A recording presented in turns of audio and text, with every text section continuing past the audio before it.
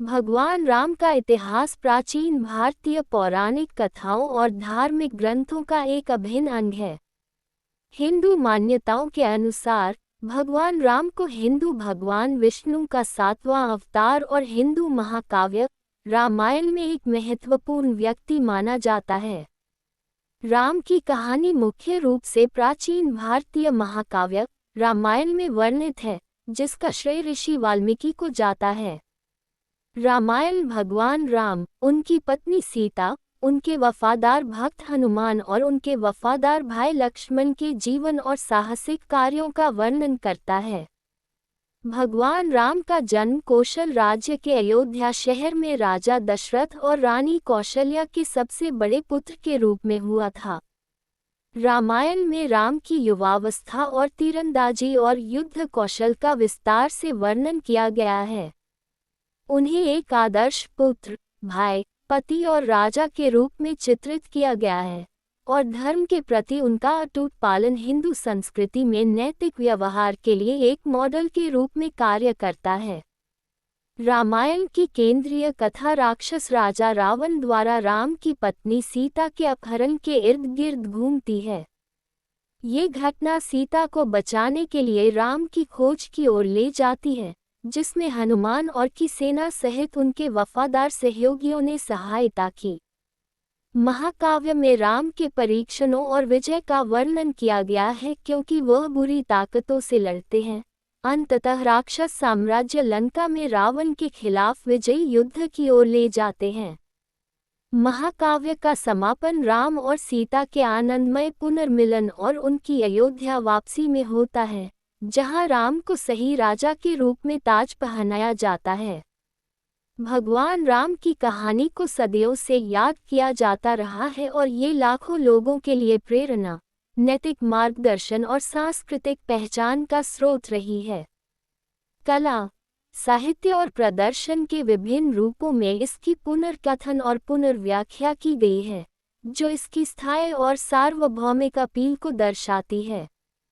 इसके अलावा भगवान राम का जीवन और शिक्षाएं हिंदू समाज में नैतिक मूल्यों को प्रभावित करती हैं और दुनिया भर के कई हिंदुओं के लिए दार्शनिक चिंतन और आध्यात्मिक भक्ति के स्रोत के रूप में काम करती हैं। धार्मिक ग्रंथों में वर्णित भगवान राम के चरित्र के बिल्कुल अनुरूप एक ऐतिहासिक व्यक्ति के अस्तित्व के बारे में ऐतिहासिक और पुरातात्विक साक्ष्य विद्वानों की बहस का विषय बने हुए हैं। हालांकि लाखों लोगों के लिए भगवान राम की कहानी उनकी आस्था, विरासत और सांस्कृतिक पहचान का एक महत्वपूर्ण पहलू है। श्री राम जन्मभूमि तीर्थ क्षेत्र ट्रस्ट के मुताबिक यह ऐतिहासिक मौका है, जिसका इंतजार देश की करोड़ों जनता कर रही है। कई विश्व हिंदू परिषद ने 1989 में राम मंदिर आंदोलन की शुरुआत की थी। इसके बाद राम मंदिर देश की राजनीति का हिस्सा बन गया। 6 दिसंबर 1992 को बाबरी मस्जिद ध्वस्त होने के बाद राम मंदिर का मामला अदालत में पहुंचा। 9 नवंबर 2019 को सुप्रीम कोर्ट ने ऐतिहासिक फैसला सुनाया था। सूर्यवंशी राजा राम की नगरी अयोध्या में जगह जगह सूर्य स्तंभ लगाए जा रहे हैं। मंदिर परिसर में कांस्य की बनी विशाल जटायु प्रतिमा भी लगाई गई है। मर्यादा पुरुषोत्तम श्री राम एयरपोर्ट रोशनी से जगमगाने लगा है। सबसे पहले यहां से दिल्ली और अहमदाबाद के लिए फ्लाइट सेवा शुरू करने की तैयार है। हाईटेक अयोध्या रेलवे स्टेशन देखते ही बन रहा है। रामलला की प्राण प्रतिष्ठा के बाद पूरे देश से श्रद्धालुओं का आना बढ़ जाएगा, इसलिए जगह जगह मल्टीलेवल पार्किंग भी बन रही है। यहाँ इलेक्ट्रिक वाहनों को चार्ज करने की सुविधा भी रहेगी। एयरपोर्ट के अलावा अयोध्या में भक्ति पथ, राम पथ, जन्मभूमि पथ, धर्म पथ आदि का लोकार्पण भी होना है। रामलला की प्राण प्रतिष्ठा समारोह के लिए थाईलैंड के राजा ने वहां की मिट्टी भेजी है। कंबोडिया से सुगंधित हल्दी आई है। इसके अलावा जोधपुर से 600 किलोग्राम गाय का घी और जनकपुर से मिथिला आर्ट पेंटिंग भेजा गया है।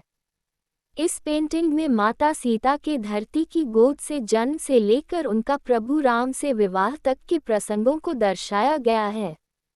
यूपी के अयोध्या में बन रहे भव्य राम मंदिर के लिए देश भर के साथ साथ विदेशों से भी चीजें भेजी जा रही हैं। जैसे भगवान राम की ननिहाल छत्तीसगढ़ से 3000 क्विंटल चावल आने वाला है, तो वहीं उनकी ससुराल नेपाल के जनकपुर से कपड़े, फल और मेवा के साथ साथ उपहारों से सजे 1100 थाल आने वाले हैं। इसके अलावा भी भारत के अलग अलग राज्यों से बहुत सारा सामान अयोध्या आएगा। श्री राम जन्मभूमि तीर्थ क्षेत्र ट्रस्ट के महासचिव चंपत राय की माने तो ये रकम बढ़ भी सकती है। फिलहाल 1800 करोड़ रुपए का बजट मंदिर निर्माण में लगने वाला है। यह आंकलन भी अंतिम नहीं है। सूत्रों के मुताबिक जब अयोध्या में मंदिर 2025 में पूरी तरह बनकर तैयार होगा, श्री राम जन्मभूमि ट्रस्ट द्वारा जानकारी दी गई है कि अब राम मंदिर परिसर 107 एकड़ के क्षेत्र में बनाया जाएगा। पहले ये जगह सिर्फ 70 एकड़ की थी। ट्रस्ट के मुताबिक श्री राम जन्मभूमि परिसर के आसपास ट्रस्ट ने 7285 स्क्वायर फीट जमीन खरीदी है, जिसके बाद अब राम मंदिर परिसर का निर्माण 107 एकड़ में किया जाएगा। Please don't like and subscribe my channel.